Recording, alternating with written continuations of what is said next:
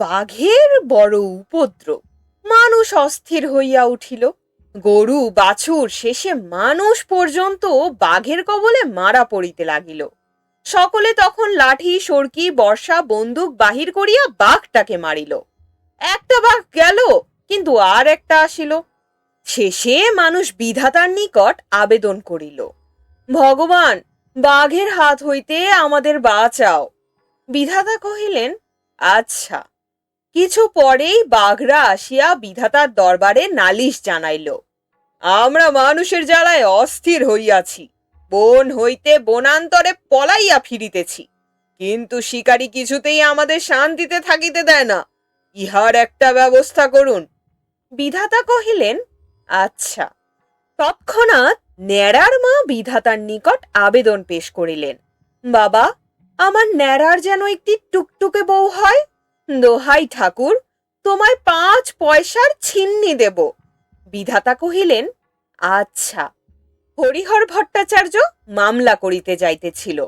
সে বিধাতাকে সম্বোধন করিয়া বলিল, আজীবন তোমার পুজো করে এসেছি, উপবাসে দেহ ক্ষিন্ন করেছি। শালা ভাইপোকে আমি দেখে নিতে চাই, তুমি আমার সহায় হও। বিধাতা কহিলেন, আচ্ছা। সুশীল পরীক্ষা দিবে। সে রোজ বিধাতাকে বলে, ঠাকুর, পাশ করিয়ে দাও। আজ সে বলিল, ঠাকুর, যদি স্কলারশিপ পাইয়ে দিতে পারো, 5 টাকা খরচ করে হরির লুট দেব। বিধাতা কহিলেন, আচ্ছা। হরেন পুরো কায়স্থ, ডিস্ট্রিক্ট বোর্ডের চেয়ারম্যান হইতে চায়। কালী পুরোহিতের মারফত সে বিধাতাকে ধরিয়া বসিল, 11টা ভোট আমার চাই। কালী পুরোহিত মোটা রকম দক্ষিণা খাইয়া ভুল সংস্কৃত মন্ত্রের চোটে বিধাতাকে অস্থির করিয়া তুলিল। ভোটং দেহি, ভোটং দেহি। বিধাতা কহিলেন, আচ্ছা আচ্ছা।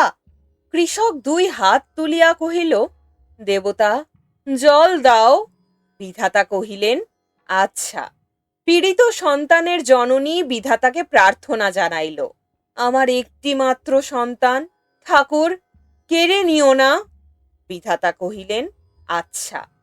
পাশের বাড়ির খেন্তি পিসি উপরোক্ত মাতার সম্পর্কে বলিলেন, বিধাতা, মায়ের বড় দেমাগ, নিত্য নতুন গয়না পরে ধরাকে সরা জ্ঞান করছিল।